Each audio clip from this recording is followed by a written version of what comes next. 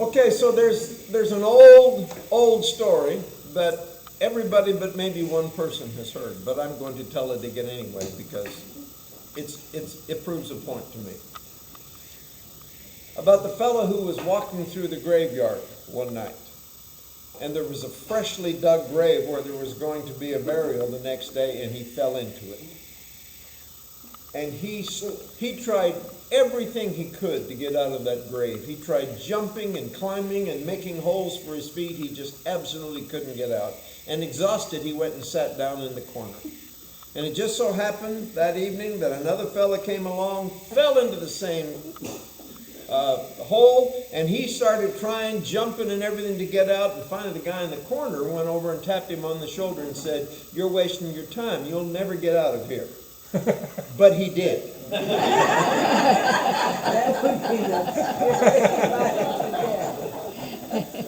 And that reminds us of the importance of motivation.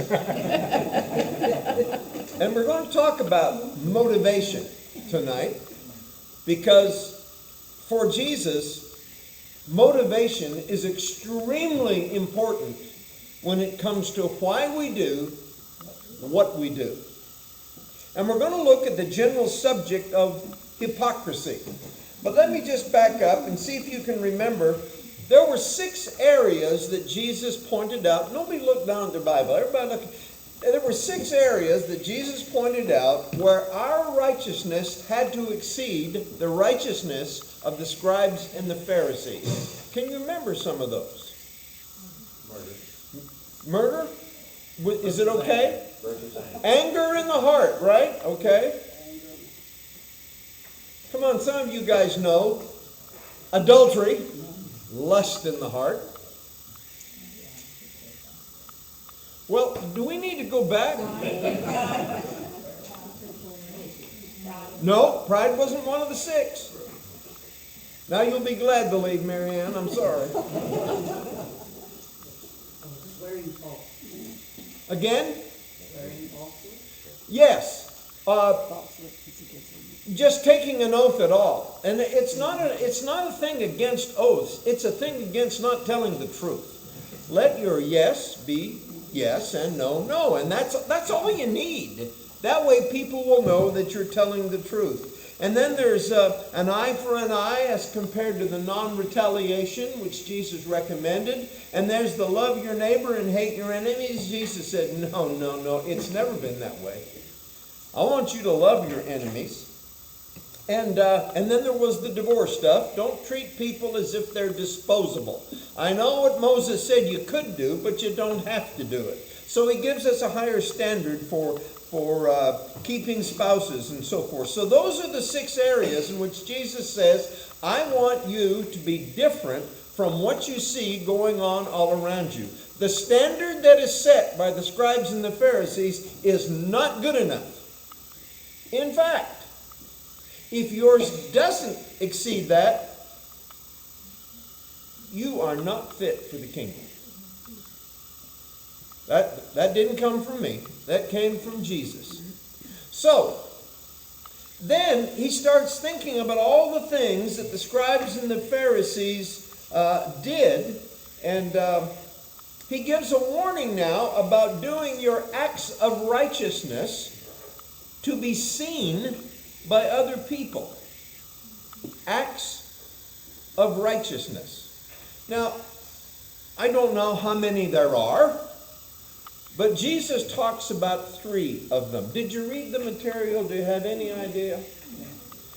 He's going to talk about it in terms of giving, of praying, and fasting. Giving, praying, fasting. Those 3. And the warning all throughout is, when you're doing these things, make sure that you're doing it with the right motivation. And that motivation is to be seen by God, to be drawn closer to God. Just forget about what other people are thinking of you, because that has no place, no criterion whatsoever. Now, when you read the New Testament, and I hope you do, you cannot help but see that The sin that was most upsetting to Jesus was hypocrisy. I mean, a woman was brought to him caught in adultery, and he spoke kindly to her. Told her that she should go her way. She's forgiven. Don't do that anymore. But the hypocrites, they never got words like that. In fact, in Matthew 23, which is the woe chapter, woe to you, scribes and Pharisees, 6 times in Matthew 23, he uses the word hypocrites. And we see what Jesus means in this section as to what made them hypocritical. In the Old Testament, hypocrisy was bad enough that at times the feasts which God had himself ordained for the Jews to keep were repugnant to God. Everybody understand what that means? Whew! Get that out of here. In fact, Amos, speaking for God, says almost exactly that. I despise your religious festivals. Well, then why'd you give them to us? Because he did. But he didn't give them to them as a substitute for the kind of people that God had called them to be. Your assemblies are a stench to me. Those are strong words. Even though you bring me burnt offerings, whose idea was that? God's. And grain offerings, whose idea? God's. Even though you bring me these things, I will not accept them. Though you offer me choice fellowship offerings, I have no regard for them. Away with the noise of your songs. My wife says that sometimes to me when we're traveling. Away with the noise of your songs. But it's a different context there. I will not listen to the music of your harps. And then a verse that is known in many places in the world. But let justice roll on like a river and righteousness like a never-failing stream. In other words, God had said to the people, you will be holy because I am holy. He wanted to have a holy people, and what they wanted to do was to substitute offerings at the festivals for living a righteous life. And God said that makes those festivals just repugnant to me. Stay away. I don't want them. Now, the religious leaders of Jesus' day had developed hypocrisy to almost an art form. Now, you may have heard this before in a sermon, but you're going to hear it again from me. One of the ways that people in the first century expressed deep emotion was to tear their garments. If they were really angry, if they were really depressed, if they were really contrite because they realized what a sinful person they were in front of God, a way of expressing the deepest of emotion was to just tear your robe. As a matter of fact, during the trial of Jesus, the high priest asked the Lord straight out, are you the Son of God? Tell me.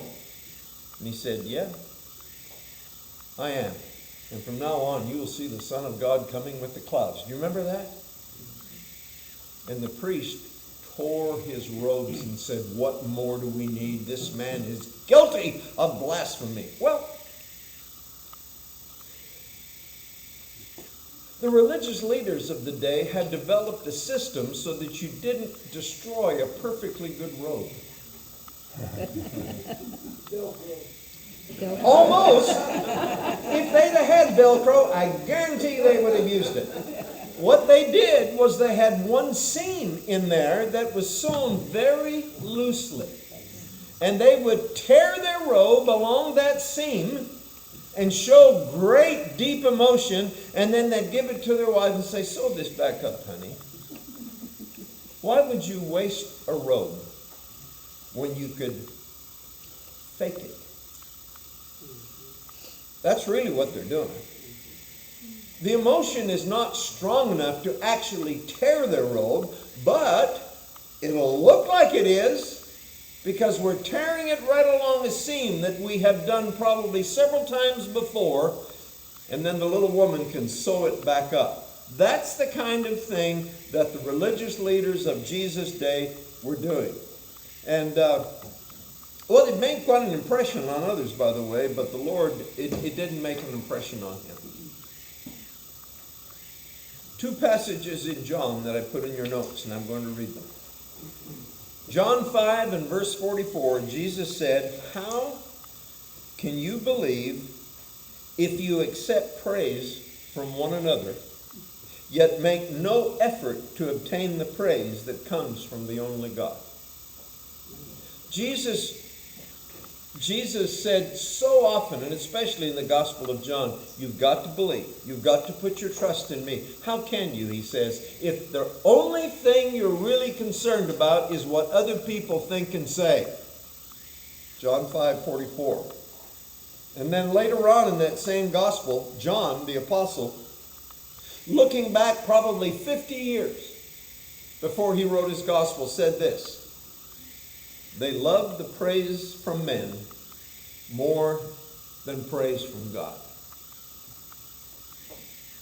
What people thought of them was more important to them than what God thought of them.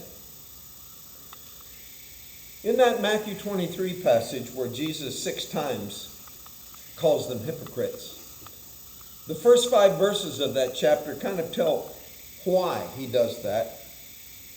He said, the teachers of the law and the Pharisees sit in Moses' seat. Now listen, this is important. So you must be careful rather to do everything they tell you. They're speaking the law from Moses' seat, so you listen up and do what they tell you, but don't do what they do. For they do not practice what they preach. Why is everybody looking at me, Bob? They tie up heavy, cumbersome loads and put them on other people's shoulders, but they themselves are not willing to lift a finger to move them. Everything they do is done for people to see. Everything they do is done for people to see. And that is the essence in Matthew's Gospel of hypocrisy. That is the essence of hypocrisy in the Sermon on the Mount that Jesus is going to talk about in 3 categories that we talked about up front. The first one has to do with giving. When you are giving to the needy, well, let's read it. My NIV has giving to the needy at the top of the chapter. Anybody else have that chapter heading in theirs? Yes. Well, I'm sorry. You need to get a better Bible. Mine does. Mine does not. Mine does. Yeah. Be careful not to do your acts of righteousness before men to be seen by them. If you do, you will have no reward from your Father in heaven. So, when you give to the needy, do not announce it with trumpets as the hypocrites do in the synagogues and on the streets, to be honored by men. I tell you the truth, they have received their reward in full. But when you give to the needy, do not let your left hand know what your right hand is doing. Sounds like my golf swing, by the way. So that your giving may be in secret. Then your Father, who sees what is done in secret, will reward you.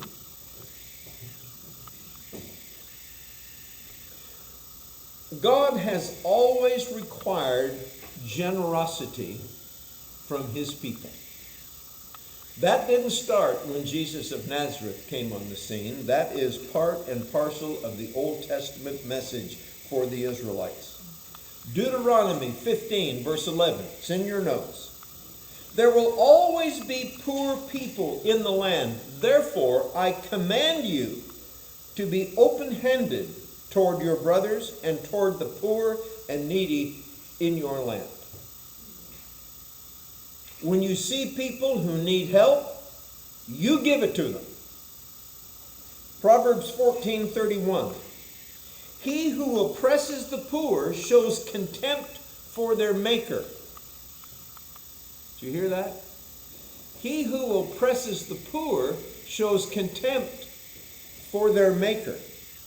But whoever is kind to the needy honors God. I was going to read to you out of Amos 4, but I won't. Amos is Paula's favorite prophet. In chapter 4, he refers, now this is Amos, okay? Not me, this is Amos. In Amos 4, he refers to the women in the land who were rich and those who oppress the needy as the cows of Bashan. It's in the book. Woe to you, you cows of Bashan, who sit on your couches and oppress the needy, and listen, and call for your husband, bring me a drink. Now, if you think I'm making that up, you look up Amos chapter 4 and verse 1 and see that I am not. For them, the life of Riley, the life of luxury, was really the only important thing. And to do that, Amos says, you oppress the needy. Woe to you. It has always been woe to people who do that. Old Testament, New Testament, it doesn't matter. So here was the problem. It wasn't that the Pharisees never gave to the needy. Now the cows of Bashan may not have. But the Pharisees did. However, they just couldn't seem to do that without making a show of it.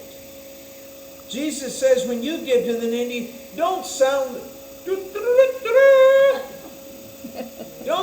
the trumpet so that everybody turns to see what a wonderful thing you're about to do. Now, I don't know that the Pharisees actually blew the trumpet. I have heard sermons when they said, well, blowing the trumpet was a slang for making noise when you toss the coins. I don't know. But the whole point is this. They did that so that people's attention would be drawn to what they did, and what would they conclude? Ooh, there's a righteous person. And that's exactly what they wanted the people to decide that that's what they were. They were righteous because they gave money to the needy, just like God told them to do it. But their true motive, Jesus says, is to be honored by men. That is their only real motive. And that's the only reward they were going to receive. God's not going to honor that. And if they have people saying, wow, look how righteous he is, that's all they're getting. Because they give to be seen by men. Now, Jesus says, when you give. And when is a very important word in these three sections, right? He doesn't say, well, if you decide to give. No. When you give. Just as the people of God in the Old Testament were expected to give, Jesus expected his disciples to give. When you give, don't make a show out of it. Do it in secret. In fact, and this is an expression, don't let your left hand know what your right hand is doing. Now, if your mind is that divided, you're in trouble. So literally, he's not talking about that. What he's saying is, it's not something that you make others aware of. In fact, you shouldn't even hardly be aware of it yourself when you give these gifts, and especially to the poor. Now, in my years of ministry, I have heard people use this passage to thwart the plans of the church. Anybody know what I'm talking about? We used to like to ask our members when we were setting a new budget for the year to fill out a purpose card. And on the purpose card, you were asked to put down what you plan to give for the year. Now, it wasn't like a contract. It was just so that they get a general idea of what kind of ministries they could take on, the leadership of the church. They wanted to know what the intentions of the members were. And I had a number of members say, oh, no. Jesus said you have to do it in secret. Don't let your left hand know what your right hand is doing. Now, I'd like to make a judgment call on that. They missed the point. The point is not so much who knows. The point is who you're trying to impress. Now, if you decide to give a lot on your purpose card and hold it up for the congregation and say, I've decided, then that's a problem. But if it's just for the leaders of the church to try to plan the next year's work for the church, that is, in my opinion, I'd say my humble opinion, you'd go, no, it's not. No. That's just an absolute misuse of the text. It's a misuse of the whole idea, as a matter of fact.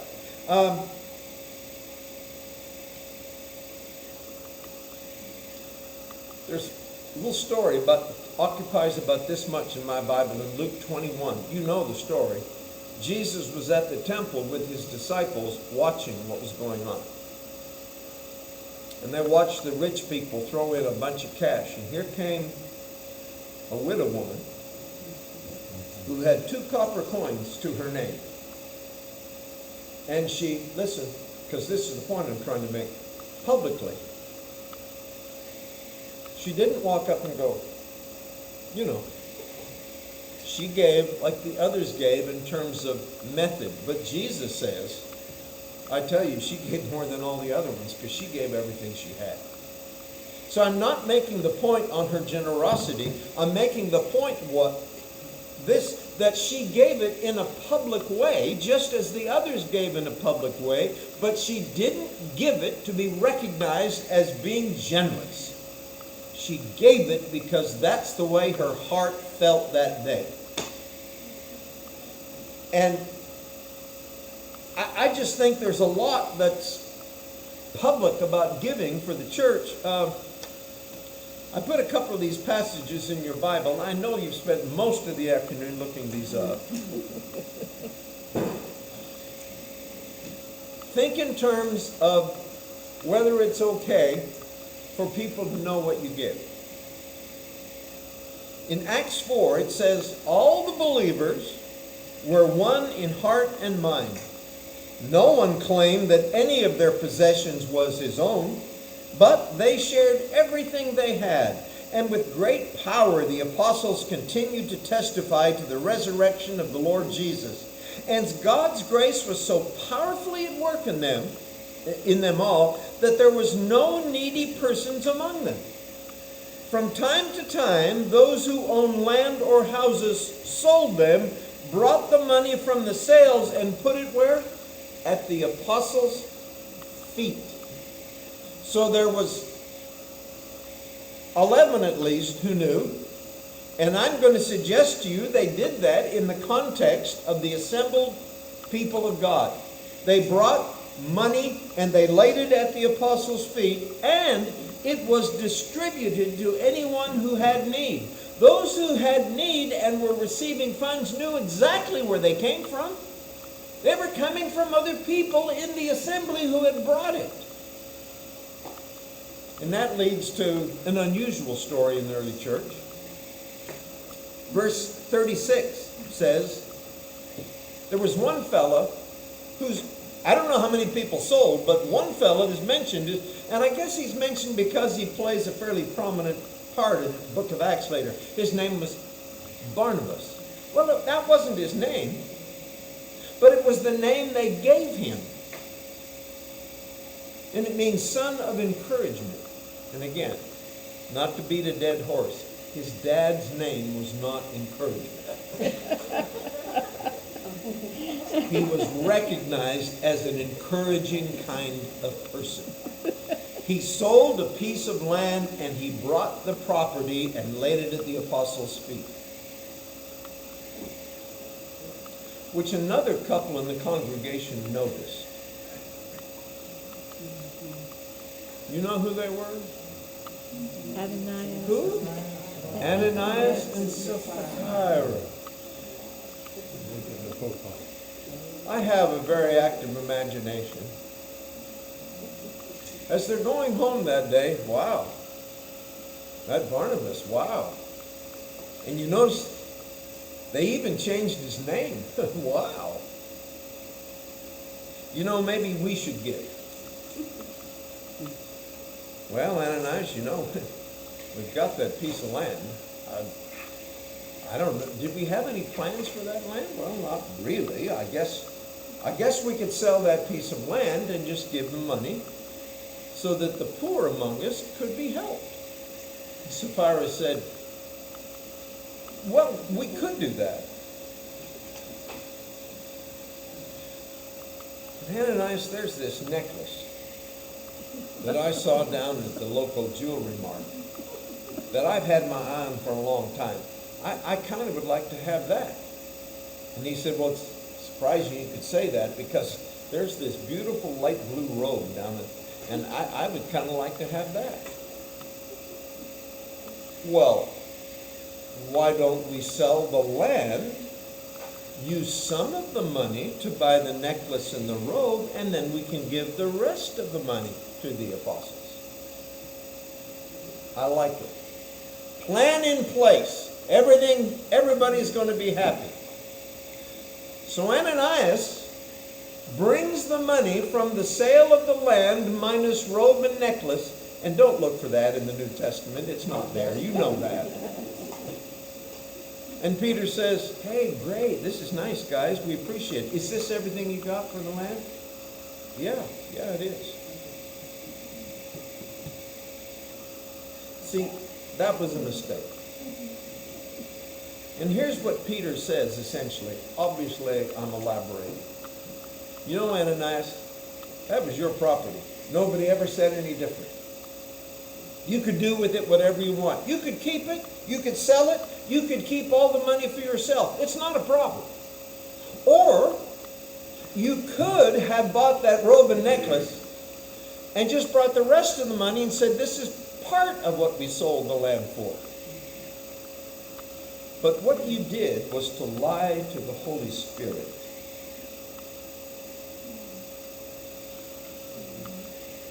And Ananias crumbled to the ground dead. And Sapphira came in. She hadn't known what happened. And he said, oh, by the way, Sapphira, tell me about the land. She tells the same story. And Peter says, the people who just buried your husband are on their way back to get you. And she fell dead. And Luke, who wrote Acts, finishes that episode by saying, and great fear fell upon the whole church. You think?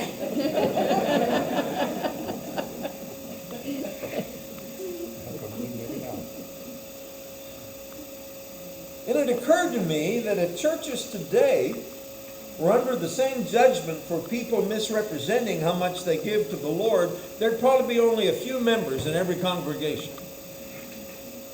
Now, I hope I'm wrong about that. But there is a temptation on our part to try to make ourselves look better than we actually are. And that's what Ananias and Sapphira tried to do. Again, they didn't have to give a penny. Peter makes that point clear. But once they did, they needed to be genuine about it. They needed to be forthcoming about what they decided to do.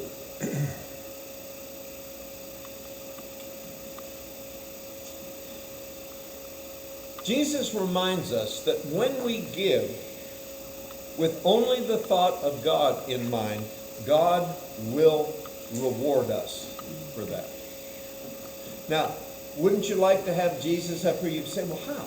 How does he reward us for that? because I don't know exactly. There are some who will say, well, he rewards you with more stuff. If you give stuff, you get stuff. Be careful with that theology, by the way. But anyway, your Father will reward us. Will reward you. Now, is it the sense of satisfaction that you get from knowing that you have done really a genuinely good thing? Is it the sense that you are behaving like God? You know, the most famous verse in all of the New Testament. I didn't prompt you in this problem. See, I should have prompted you in this.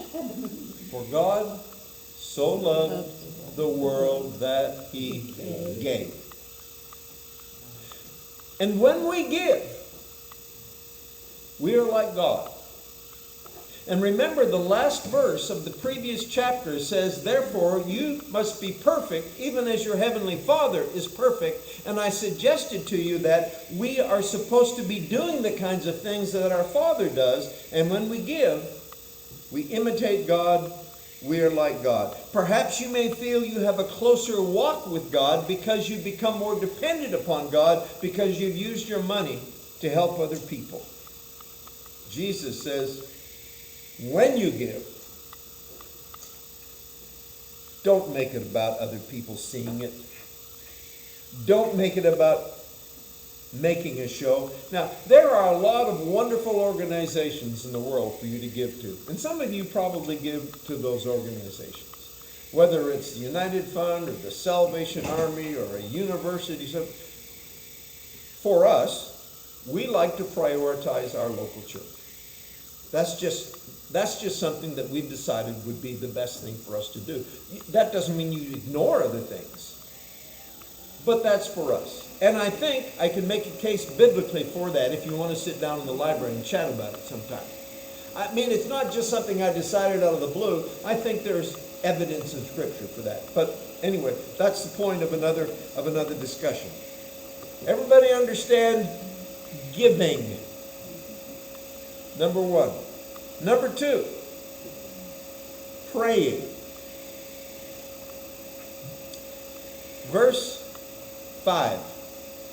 But when you pray, don't be like the hypocrites, for they love to pray standing in the synagogues and on the street corners to be seen. There's the reason, to be seen by men.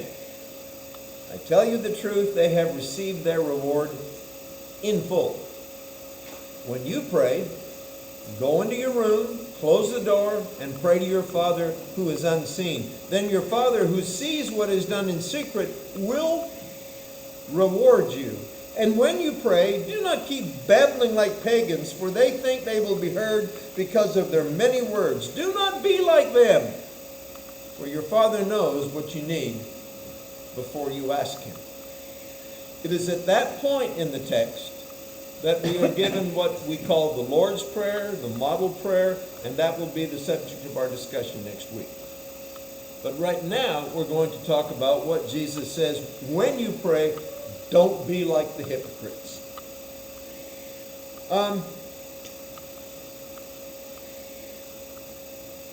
There were 3, they call them hours of prayer in the New Testament. 3 times when the Jewish people were expected to pray.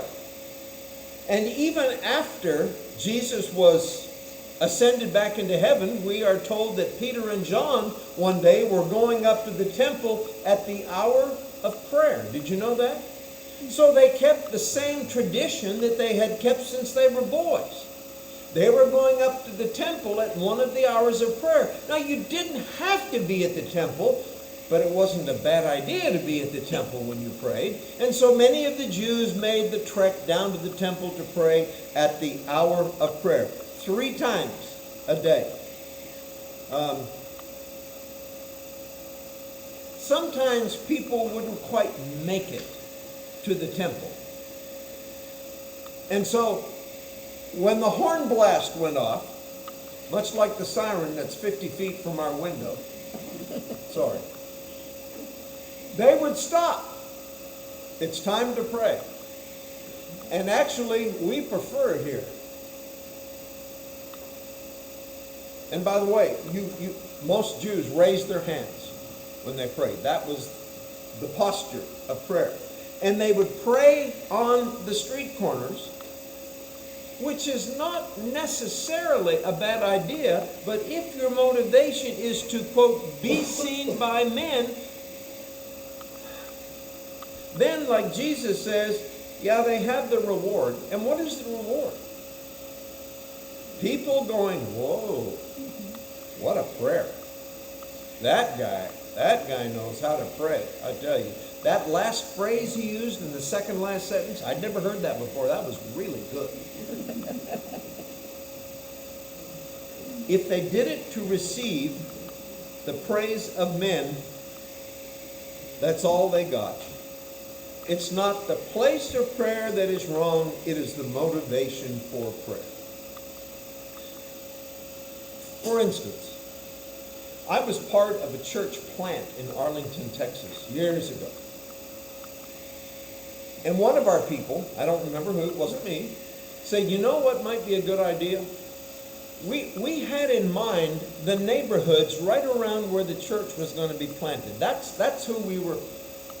So we divided ourselves up into teams and went up and down the streets and prayed for the people who lived in those houses, that their hearts would be open to the possibility of a new church home. Literally, we were praying on the street corners sometimes. Now, if we did that to wait until somebody came by and then, then that would be wrong. But what we were doing was genuinely seeking the grace of God to help us to start this church.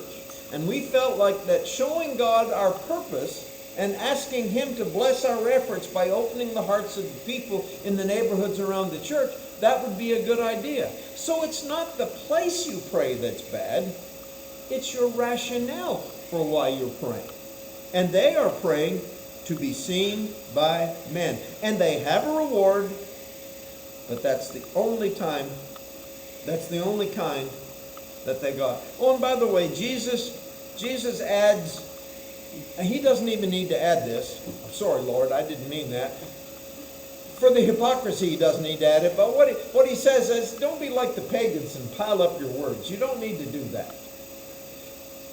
And I couldn't help but be reminded of the battle on Mount Carmel. Anybody remember that when Elijah was going against the prophets of Baal? Some of you know that story.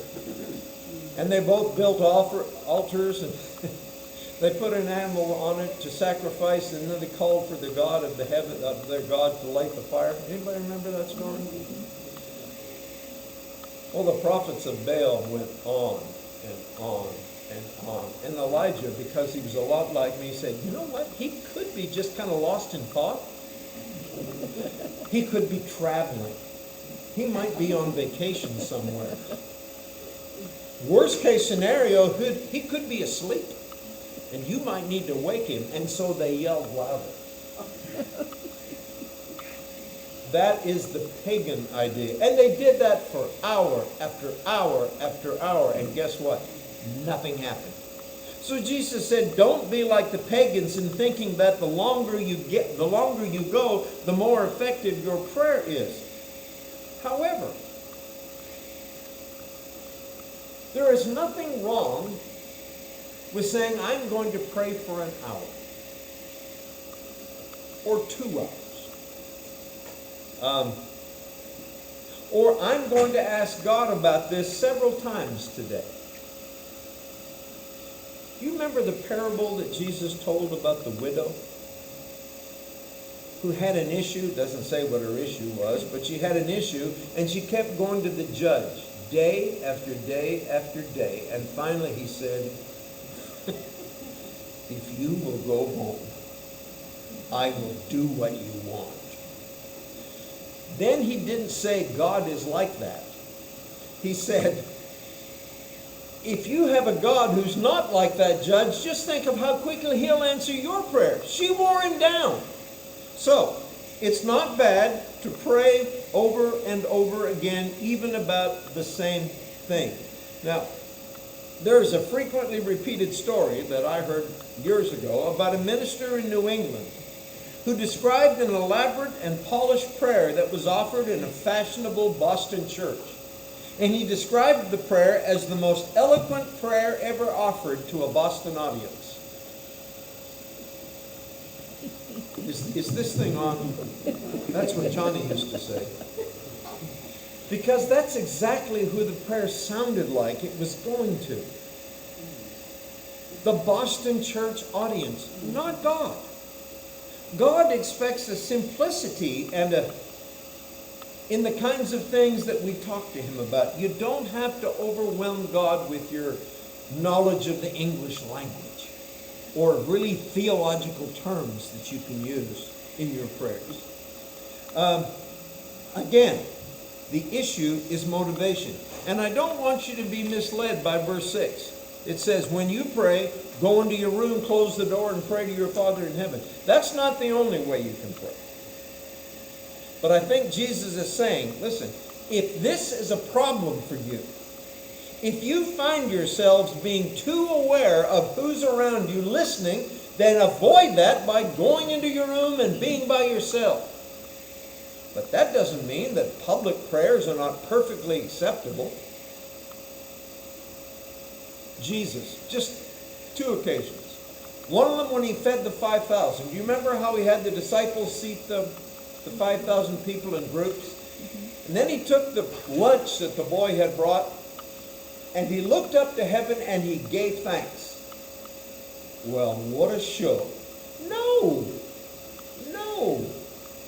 This was a genuine thanksgiving, not only for the food that had been provided, but for the incredible miracle that God was about to do. He didn't do it to impress people. The closest thing Jesus ever did to impress people with prayer, are you ready for this? Was at the tomb of Lazarus. He stopped before the tomb and he said, Father, I'm so thankful that you hear me. Now, I know you always hear me, but the reason I'm saying this is for these other people. So that they can know that what I'm about to do is not from me, it's from you. And that's why he prayed on that occasion. It was not to receive acclaim from the people for his wonderful prayer, but to give credit to the God who was going to give life to that lifeless body of Lazarus in the tomb. So Jesus prayed publicly on at least those 2 occasions, and there was probably a lot more. And the early church often prayed in the hearings of others. I put these in your notes. Acts chapter 4 is an example of the church praying together. And my favorite is in Acts chapter 12 and verse 12. If you haven't read Acts 12 lately, you should. It's when Peter was in prison, and it says the church had gathered together to pray for Peter. Do you remember this?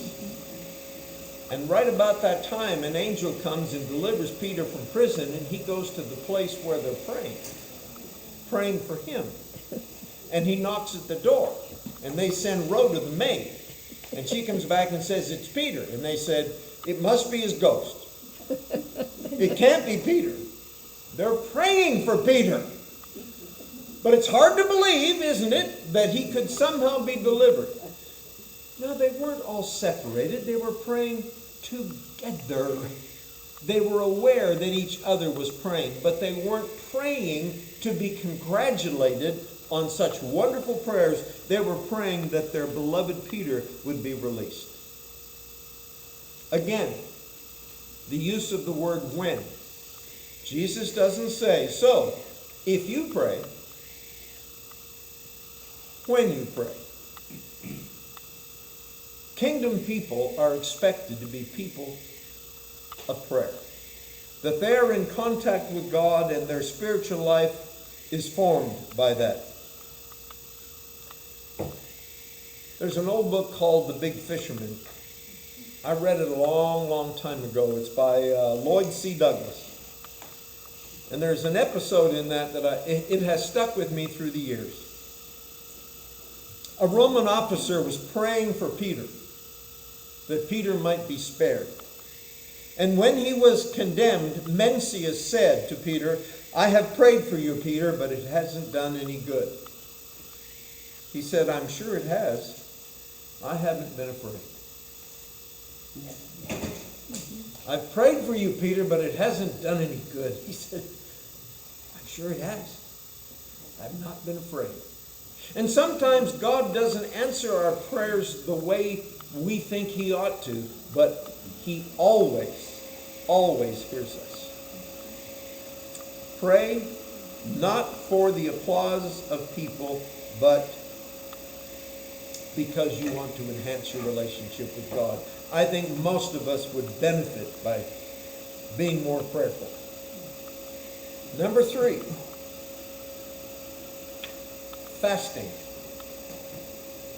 Verse 16, when you fast, do not look somber as the hypocrites do, for they disfigure their faces to show men they are fasting. I tell you the truth, they have received their reward in full. But when you fast, put oil on your head and wash your face, so that it will not be obvious to men that you are fasting, but only to your Father who is unseen. And your Father who sees what is done in secret will reward you. Common theme.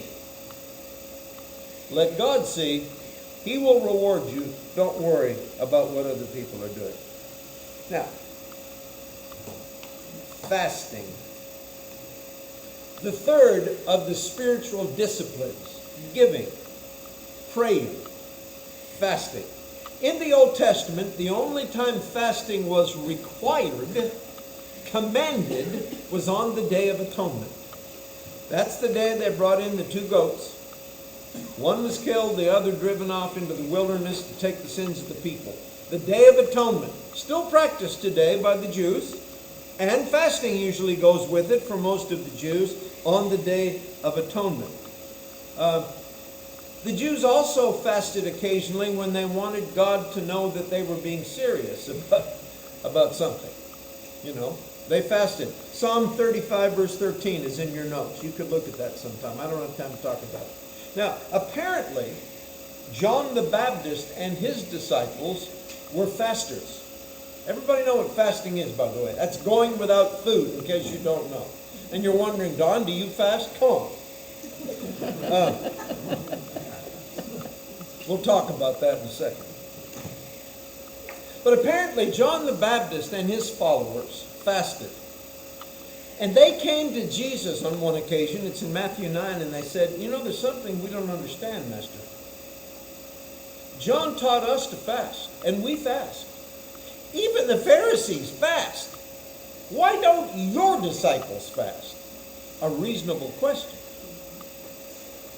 And Jesus says something that you have to kind of think about for a while. He says, you know, when the bridegroom is present, it is a time for feasting. When the bridegroom is gone, then my disciples will fast. But now is not the time for you to worry about them practicing this spiritual discipline of going without food. The time will come when that's exactly what they will do. Now the Pharisees decided that it would be good for them to fast. And they fasted twice a week, Mondays and Thursdays. They played golf on Tuesdays back then too, so they didn't fast during golf. Mondays and Thursdays. Now fasting for them was not eating when they got up and they waited until the sun went down, the end of their day, and then they could eat. But they went all day without food, twice a week. A wonderful spiritual discipline. Unless you do it to be seen by people. And how did they assure that they would be recognized as fasters? Oh man, hunger pain. Oh yeah, fasting, yeah. It's great for me, yeah. I love to do this, but oh man, it's painful. Sometimes they even put dirt on their faces in case somebody didn't see the grimace. You have dirt on your, oh yeah, I'm not paying much attention to my looks today because, you know, fasting, it's Thursday, you know. Jesus says people who fast like that have their reward, but it's the only one that they have. In Luke 18, when Jesus tells about the Pharisee and the tax collector who went down to the temple to pray, one of the things the Pharisee said was, I fast twice a week. Like God might not know that. Oh, you do? Okay, that's good. No. He's bragging on what he does. And again, that brings about a show. And when you have the motive of wanting other people to see how righteous you are because you are fasting, that is no bueno. That is not what Jesus is looking for.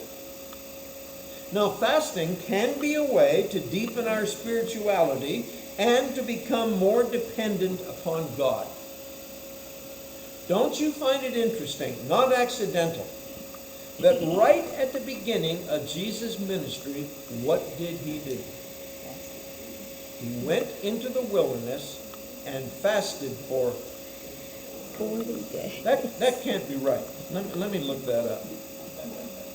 40 days? 40 days without food, having water only? Okay. And so isn't it interesting that when Satan comes to tempt him, what is the first temptation? Food. Turn these stones into bread. I know you can do it. And you know, and it's not just a matter of demonstrating how miraculous he is, but can you imagine how the idea of having a fresh loaf of bread sounded to someone who hasn't eaten in 40 days? And Jesus lays down a principle which I think has an awful lot to do with why people have fasted through the years. Man shall not live by bread alone, but by every word that comes from the mouth of God. So those 40 days in the wilderness of not eating probably weakened Jesus physically, but it apparently strengthened him spiritually. Because everything that Satan threw at him, he was able to fend off, and he did it with Scripture. You've caught me at a, quote, weakened time, but that doesn't mean I'm not ready to stand up for God. 40 days in the wilderness, not eating at all. And the early church fasted for special purposes as well. In Acts chapter 13 and verse 2, it says that the early church was worshiping the Lord and fasting. And I assume, now understand this, I assume that everybody knows that everybody else is fasting. If the church is fasting, I'm going to guess it was in the bulletin. Paying attention? At least announced. Let's fast this week.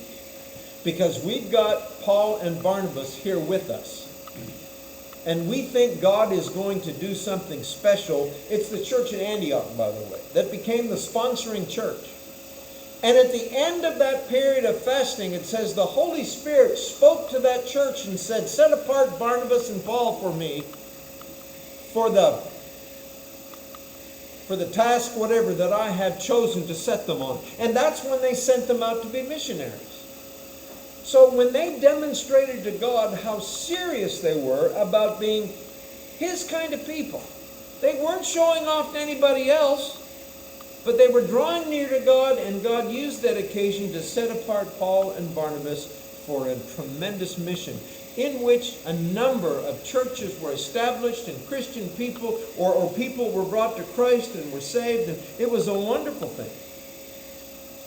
So the early church practiced fasting as well. And later on in Acts 14, when Paul and Barnabas were going back through those churches they established, they appointed elders in each one of them. And they did it, Luke says, with prayer and fasting. Now, I have to be honest with you, because I have about the other two. There's a word that is used there like it is in other places, and the word is when. When you fast. Not if you fast, but when you fast. Don't do it like that. Put Brill cream on your hair, wash your face, go around with a smile, and don't try to impress anybody with this spiritual discipline that you are practicing. Listen, know this, that they don't know what you're doing, but He does. And see, that's the key. God knows what I'm doing, and He's really the only one that I'm interested in this event, so I don't care whether other people know. In fact, I would rather they didn't.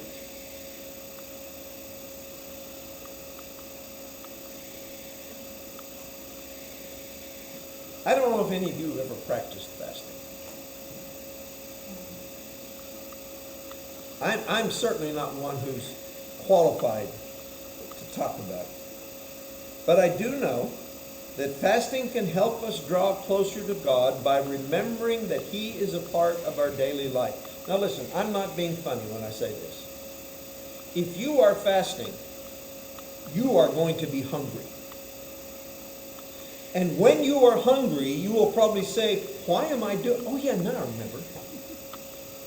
It's to honor God.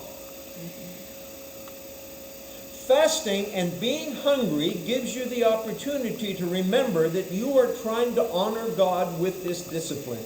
And you are reminding yourself that man does not live on bread alone. There's other things that are important to us. We are demonstrating to God that we believe that our spiritual well-being is more important than our physical well-being. And I think that's the blessing that fasting can be if you decide that's what. See, I use the word if. When you fast.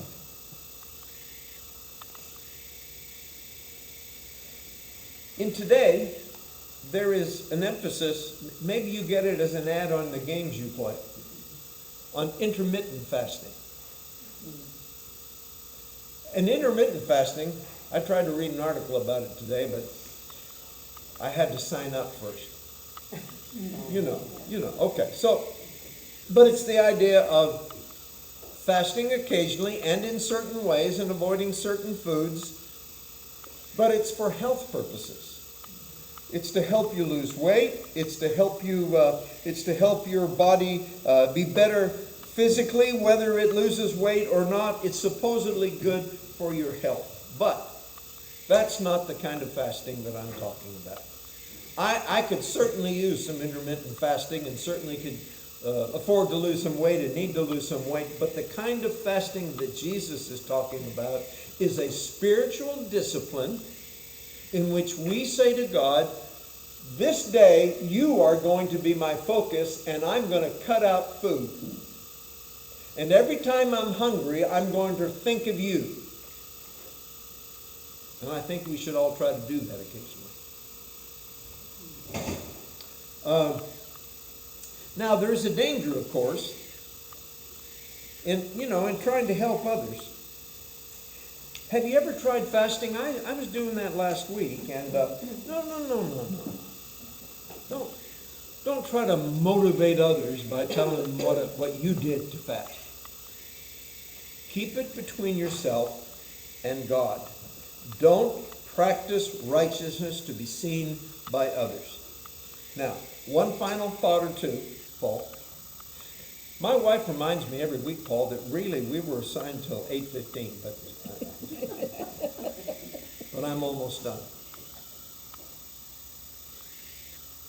There are these two realities that we have got to try to walk a fine line between, and here they are.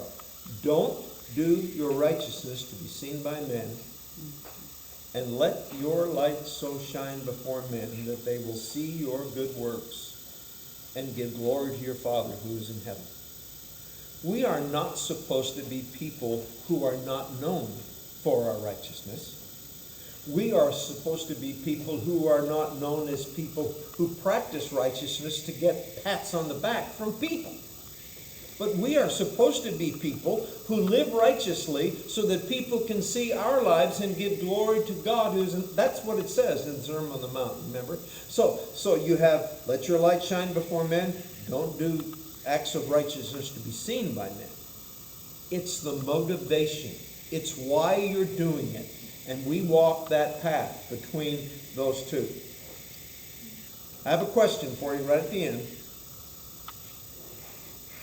Do I find joy in doing good if only God knows about it?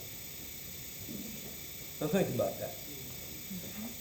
Do I find joy in doing something good that only God knows about?